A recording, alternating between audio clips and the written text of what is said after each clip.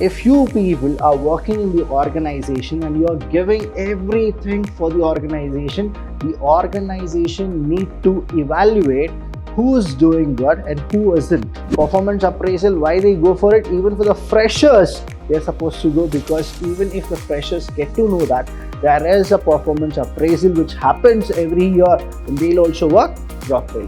Behaviorally anchored rating scale. Now, in this scale, what happens is each and every employee will be rated according to how that person works in the organization.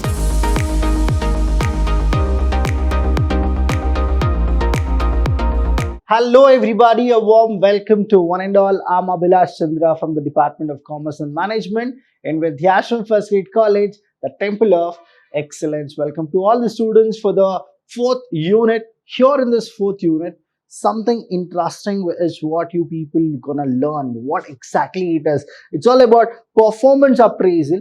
With that, we also have promotion and transfer. Now, what exactly the promotion procedure is, what are the types of transfer we have in this chapter as well as in the syllabus of Mysore University, you will be coming across. Now, the first one is performance appraisal. What exactly performance appraisal is? Say, I'll give you an example of it. Now, you will start working in a company and you are doing really good. So definitely you always want your team leader or your top level management to notice it, isn't it? Now, what exactly you do is you give your 100%, or sometimes you also give 200% of what you really can do it. Now, nobody appreciate you. So what will you do? After that, the deteriorating rate of your work will come down. The reason is nobody is appreciating, nobody is praising, nobody is appraising yourself. So that is what it is. That's the main reason why performance appraisal has come into human resource management. So here, performance appraisal is a systematic evaluation of the performance of employees and to understand the abilities of a person for further growth and development. So what is performance appraisal? It is a systematic evaluation. Now, if you people are working in the organization and you are giving everything for the organization need to evaluate who is doing good and who isn't. Suppose if you are doing really good and people who are working with you are actually not working properly, but they are getting more salary than you, what exactly will happen to you? Your entire morale will actually get disturbed. You will feel that even I should pretend as the other people are doing it, and you will not give your 100%. That's why performance appraisal should be what? Systematic. It should be what? Systematic. So the term performance appraisal, see, performance appraisal is always called as PA. Performance appraisal is called as what? PA, performance appraisal. Refers to regular review. They are not supposed to do whenever they feel like, but they are supposed to do when? Regular review of an employee's job performance and overall contribution to a company. Each and every individual should be taken into consideration whenever they do performance appraisal, and it should be systematic, plus the review should happen regularly, and what is their contribution towards the company should always be estimated. Next one we have is objectives of PA, that is performance appraisal. The first objective, it is a 10 marks question, so please do understand what exactly the objectives are. The first one, this is an essential first step towards promoting an employee. How will anybody know that who is the person who is a successor? The reason here you need to understand is, whenever we go for any of the departments, say we have a managing director here, we have here HR manager, we have the finance manager, and here we have, say, the sales manager, and here there are too many people. Say I'll just write A and here I'll write B. Okay, now the HR manager, suppose he becomes the next MD, and the managing director who is already here, he takes up one more other responsibility, which is again the hierarchical responsibility. Now please understand, HRM manager will now become the managing director. So from A or B, you are supposed to choose who is the person who will become the manager. If you need to understand this, how will you give this position of HR manager, whether you're gonna give it to A or B, how will you rate it? And that is through performance appraisal. That's why performance appraisal, that is what? And essentially it is the first step towards promoting an employee based on subjective and objective factors of performance and competency. So firstly, what is that they're gonna check is, they wanna go with the systematic review which the manager would have done it, and next, after the manager is not there, who should be the manager? According to the performance appraisal itself, we'll get to know who the person should be. Next, let's go with the next one. To identify the training and development needs of an employee through performance appraisal. See, here what happens is, every week they actually go for a graph. Every week they go for a graph. Say this is 0. This is for one person. He was doing really good. Little something happened again, he has gone. So this is the growth of that employee, that one employee, right? After 2 years, say after 2 years, the graph here, if it is deteriorating, that means there is something which is happening to that employee. So here we'll get to know that now this employee needs training, and that is how people will be grouped under who should get trained. Here, see, to identify the training and development needs of an employee, of individual employees only will get to know whether that person need to go for training or that person don't need training. Next is to provide confirmation to those employees who were recently hired and are on their probation period. So performance appraisal, why they go for it? Even for the freshers, they're supposed to go, because even if the freshers get to know that there is a performance appraisal which happens every year, then they'll also work properly. As I told you about people whose work gets deteriorated, even training is given to people whose work is really good. Say this is the graph, their work is really good. Even these people require training so that they can jump for some other promotional levels.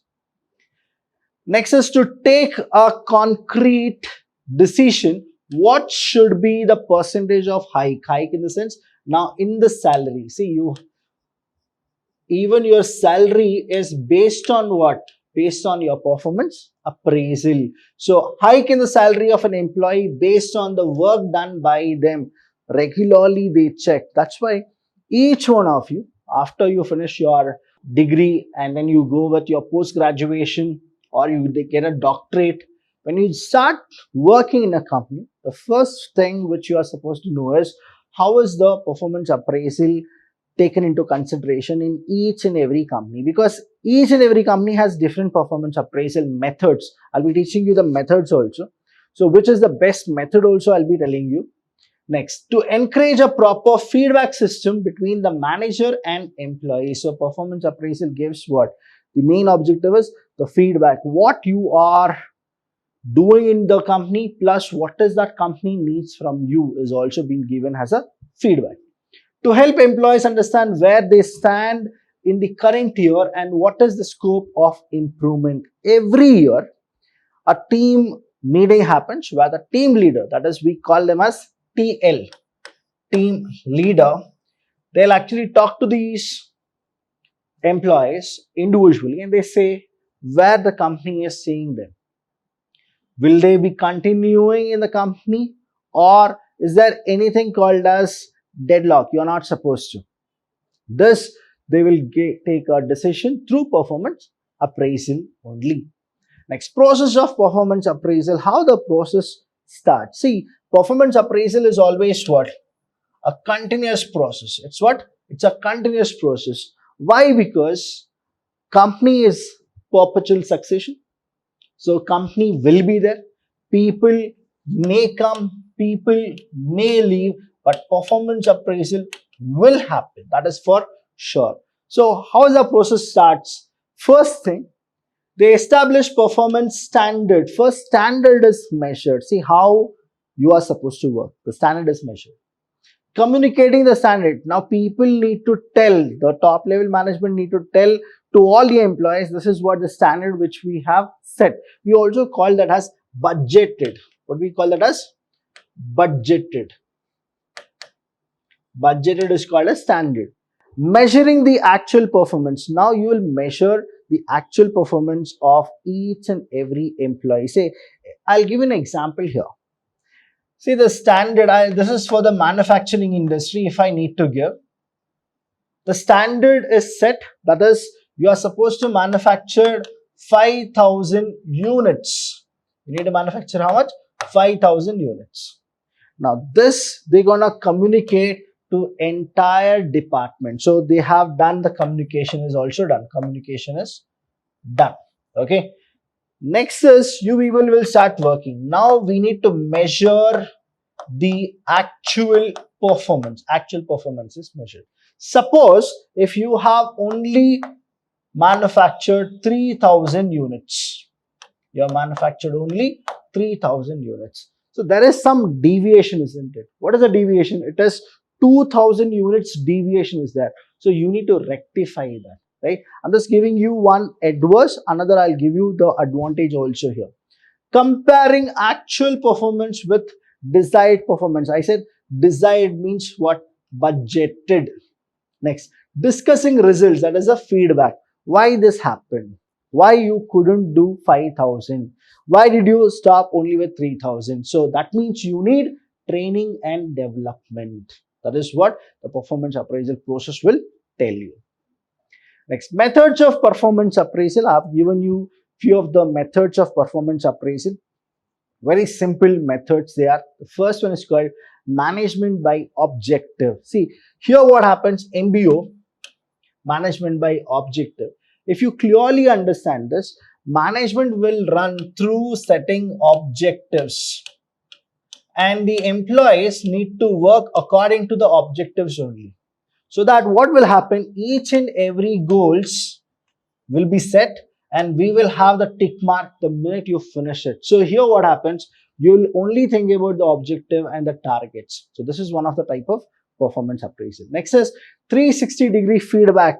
A 360-degree feedback is a very useful method of performance appraisal where one employee, 360-degree, when I say that, from every angle that employee is being scrutinized by each and every employee plus the manager, top level, the supervisor level, everybody, they'll check whether that person is working really good or not. This is called 360-degree feedback. Next is assessment center method. Now they'll start assessing you. Who will assess you? The employer will not assess you. The manager will assess you whether you are working or not. That is called assessment. So here the manager plays a very important role. So you would have heard from your relatives, you would have heard from your friends that we should be very close with the manager because the manager is a person who will do the assessment of performance appraisal. So that's the reason whatever the manager says, you people will actually do it. So don't worry about it.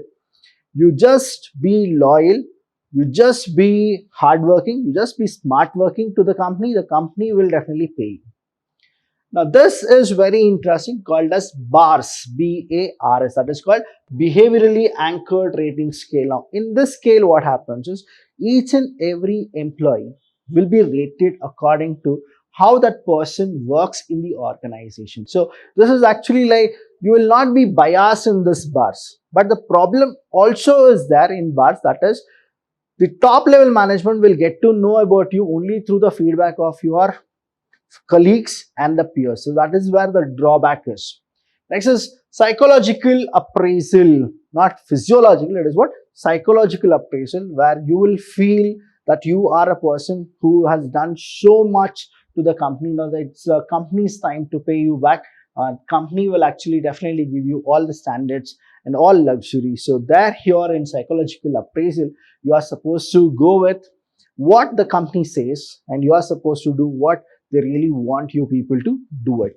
Next is human resource cost accounting method. It's a very new approach where each and everything is calculated, and then they will actually go for appraisal. So these are the methods of performance appraisal. Next is advantages of performance appraisal. What is the advantage? The first advantage here is there is a performance improvement. Because there will be appreciation, what will you do? You will definitely work more, isn't it? So performance improvement is there. Development of employee, corrective actions, career planning. See, this is very, very important. Each one of us need to always think that our career should be planned. After 5 years, what position I really want to join, right? Where I want to see myself in 5 years. So this is what the career planning. This is done through performance appraisal. Then promotions. Now, when you go for promotions, how the promotions are calculated, I told you earlier itself in this session itself that promotions, how we will actually get to know that who is a person who need to get the promotion, who is a person who should not get promotion, through what? Through performance appraisal. Next is motivation and other benefits. When I say motivation, seeing the other person who really works good and he's getting more salary, more fringe benefit, more respect, what happens to the other people also is they also feel that even I should get that respect, even I should get that promotion, even I should get that salary. So they also get what? Motivated. And other benefits, in the sense, we always go with fringe benefits, miscellaneous benefits. So all kind of benefits. Why? Because you are working for the company. Now the company is taking care of you. Next topic is promotion. Promotion can come for 2 marks. It is just the meaning which you are supposed to understand what exactly promotion is. I've given here the meaning. But let me tell you, promotion is always a vertical hierarchy. It is what? Vertical hierarchy, where from one post you will be getting a promotion to the higher authority. So that is called promotion. So here in promotion, what happens? Promotion is vertical movement of an employee within the organization. In other words, promotion refers to upward movement. It is not a downward movement. It is what? Upward movement. Downward movement is called as demotion. Movement of an employee from one job to another higher one with increase in, there is something called increase in. See, here you got what? From this post, you got a promotion to the next post. So here what happens? Salary is more. The salary is more. Responsibility is more. Authority is more. Right? Everything is what? It will increase. So here we have salary, status and responsibility will be higher. Next is a promotion is the transfer of an employee to a job which pays more money or one of the carries some preferred status. That is what Scott and Clothier, they announced it when the Industrial Revolution was just started. That is when they actually told it that as a promotion is like transfer, but you are getting more salary. But now many of the people, they don't go with this type of meaning, but still it is written in our HR books.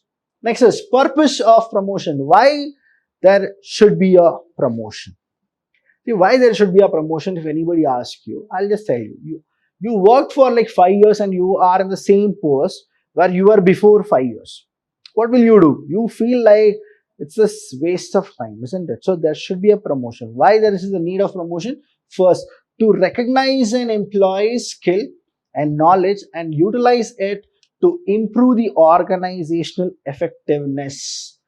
The second is to reward and motivate employee to higher productivity, to develop competitive spirit and inculcate the zeal in the employee to acquire skill and knowledge, to promote employee satisfaction and boost their morale. So these are the purpose. Still have more purpose which you are supposed to know.